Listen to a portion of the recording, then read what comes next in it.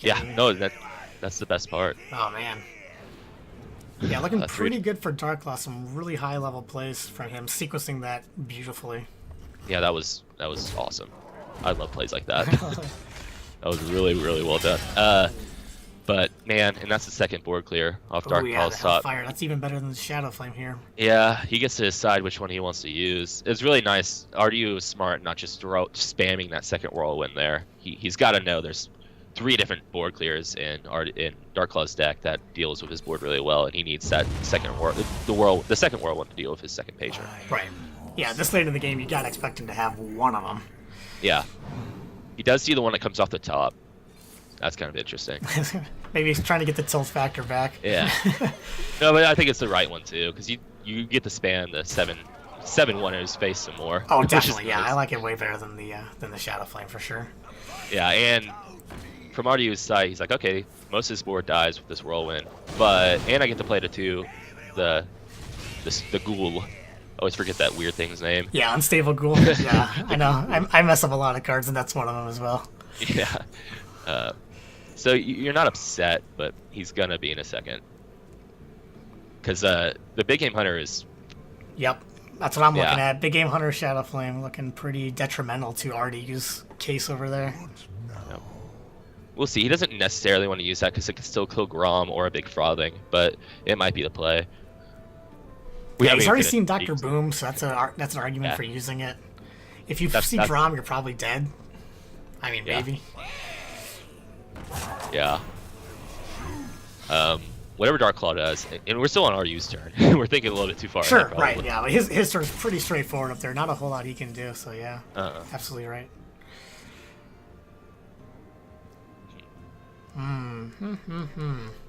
The problem with Dark Claw's position from this point forward is that he's always going to be very close to dying without his combo piece or his Reno anywhere to be found. He only has one of his combo pieces. Reno's still hiding. So he needs to figure out the most optimal way to clear this and stay alive at the same time. And tap, because he has to start staying low. He still needs to be tapping somehow. So it's a very interesting and difficult position. Yeah, if you tap now and you're not afraid of dying, you do have the Jiraxis to heal yourself back up next turn. Yeah, but then you're always so close to dying against Grom. You Yeah, really want to save that for after Grom if that's possible. And we haven't seen the Moltens either, so ideally you don't want to... It's not the end of the world, but you don't want to Jiraxis before Moltens. And this play is fine. This is playing to keep the BGH alive. You're not tapping, which is a little unfortunate, but you also don't... It's risky to tap, but I think it's correct in some ways. You do set up a tap, Emperor, Sun Fury turn, so maybe you're okay, but you are taking a lot of damage still. This is rough. Yeah, you've seen most of the activate. I mean, you would have been dead to a Grom with an activator, but you've seen double Whirlwind, double Inner Rage, so you're pretty safe to say that he didn't have an activator for Grom there. But that would have been unfortunate. He could have had lethal there with that exact sequence. The most, you're definitely seeing the Jiraxis here, you would think. I think, yeah. I mean, you got to taunt, though, you have so to. you could...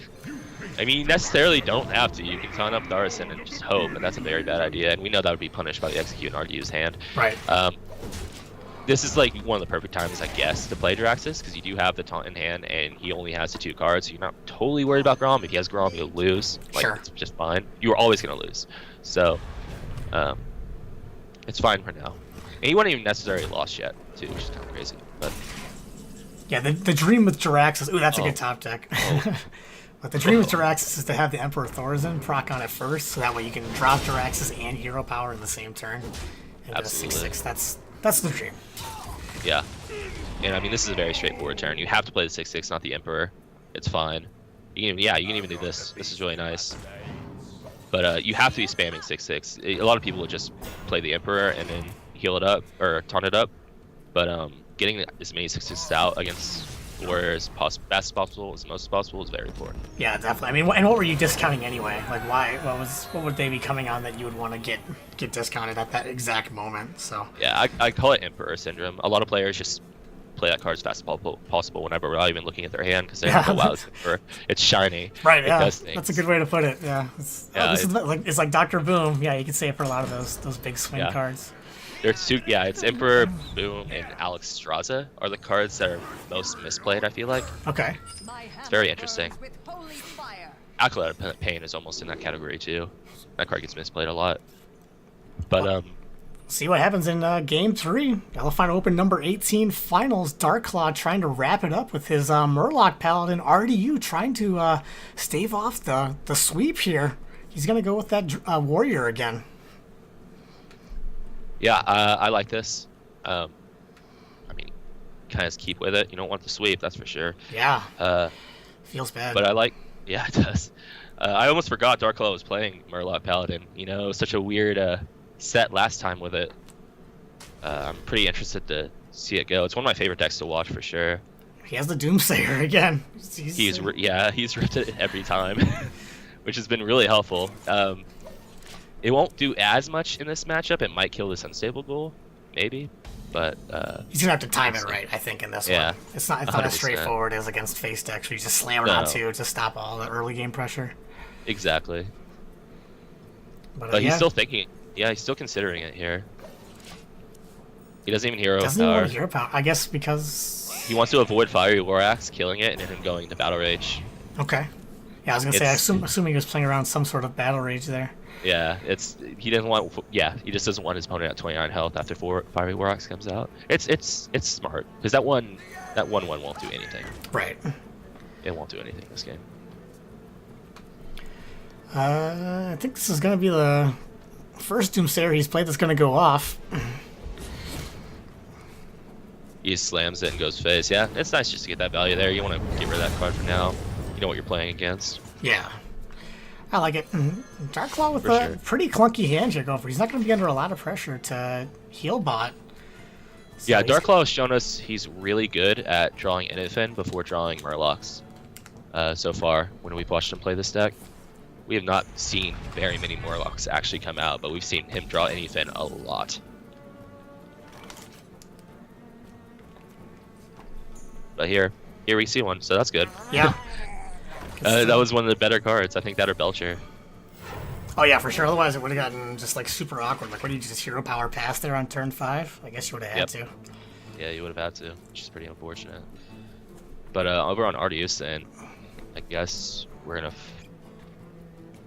just see the frothing slam inner range, or yeah, inner range or coin execute. I think I like the inner range a little bit better. It's an actual damaging spell, so it buffs the frothing. Yeah, the thing about this frothing is you know it's dead because your opponent does have a True Silver. But I guess it's just worth the pressure. Because, I mean, you just gotta get as much in as you can.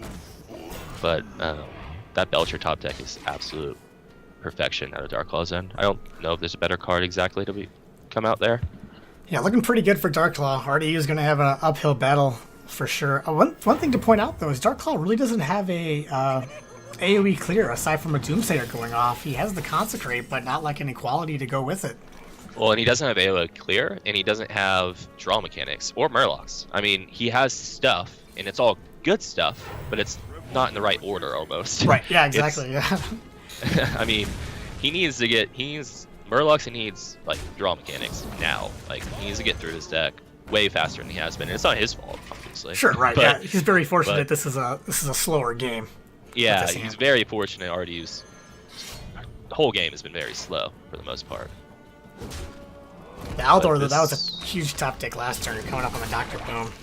Yeah, he's had the stuff. Yeah, he's been really good about having the stuff. He's got the stuff. But it's not in the right order to win this kind of game, unfortunately, so far. But things could change. Yeah, definitely. Darklaw already down to 21. He has the heal bot. Ooh, lay on hands as well, so lots of heal. Yeah, refill and heal. That's the order. Yeah. He's just living off top decks right now at the last couple turns.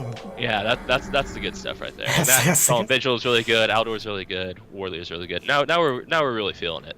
Yeah, he's filling out pretty nicely. Yeah. Even gonna hold on to the True Silver. Interesting. You have the other one. I don't know about that, but I don't hate it either. Yeah, I guess he has a turn 9 play in mind that he doesn't want to have to use the 4 mana for the True Silver, maybe? I guess it has to be. I mean, I guess his idea is like War Leader Vigil for now, and maybe something else. But Yeah. I guess that makes sense. Yeah. Just being trying to be really efficient going forward. Maybe Yeah. he'll need No, it it next turn. makes every turn on the Murloc Paladin side from this point forward is very, very important. So it makes a lot of sense. On RDU's end, we're seeing him consider Grom very heavily. Yeah, it would get punished by. He'd get a lot of damage in right now, but it would get punished by the Aldor, the second Yeah. Aldor. You know your opponent runs Aldors, Humilities, Qualities, so you really. But I mean, most of the stuff he plays gets punished by all those things. So Right. I think it's like a calculated type of deal. Like maybe like let's just go ahead and do the patrons now, and we need to spam Grom eventually. But those double Cochranes are gonna be really good too. That does a lot of what Grom does. Just Right? Yeah. he's got the damage. yeah. Dark So- Claw's still with heal, but no clear. Oh, it can clear Well, everything yeah. Okay. really nicely though. Yeah. You can just calmness, and then he gets a nice little solid visual value. Yeah, I stand cool. corrected. He had a clear for this board, so I apologize. Yeah. I just meant none of the Oh. traditional clears. No, not the traditional, which is funny. Like it's really favorable for Dark Claw. He doesn't have to use a quality on the patron for. It's just even better for him, and this is a really nice little Doomsayer. Yeah. Yeah, this is being really well played by Dark Claw, and he's falling in some really fortunate situations considering the start. But yeah, this double Cochrane's really sweet. Yeah, I think RDU's been on the aggressive the last couple turns. He's been taking the plays, and he can sense the clock that's going on. He knows if this game goes on for too long, he's in a lot of trouble. So he was trying to put on the pressure and hoping that Darklaw didn't have any more heal, but I think he was mistaken on that. I think the two players just played the complete opposite versions of each other. You have double Cochranes and then double anti-heal bots So, come out on turns side by side. I think those are like literally the antithesis of each other. It's pretty funny. Like, yeah, because they canceled each other out nicely because the RDU got 2 attacks in with the elite, so that was 16 damage, 16 heal from Darklaw. So and they trade well. It's so funny. I don't know why. I've never seen that actually happen in competitive Hearthstone. So it's you pretty saw it funny. here first, folks. Yeah. And as awesome as this turn is for RDU, Yeah, I see it. Dark One of those traditional clears from Murloc Paladin I was talking about. and it's gonna be really hard for RDU to come back from this. It's gonna be a good just- chunk of armor for him, though. Yeah, he might have enough stall time, but there's some merit to getting the War Leader and Blue Pill out now and just killing them so you can spam Infect next turn. Sure. But you don't even have to. You can just play them and let them do their work right now. I almost would have liked that because you can still push the 4 damage with the Bluegill, and then you can push damage with anything next turn. But I guess you assume they're gonna die anyways. So. Right. Yeah, he's gonna play him undoubtedly. Yeah, he tosses him out. The armor looks impressive now, but obviously a huge counter to Control Warrior is anything Dex, so anything Paladin. Yeah. So it doesn't really matter. All that burst damage is quite a bit. It's like 20 something out of the first one, and then you usually do like 40 something off the second one, and it's a lot of damage.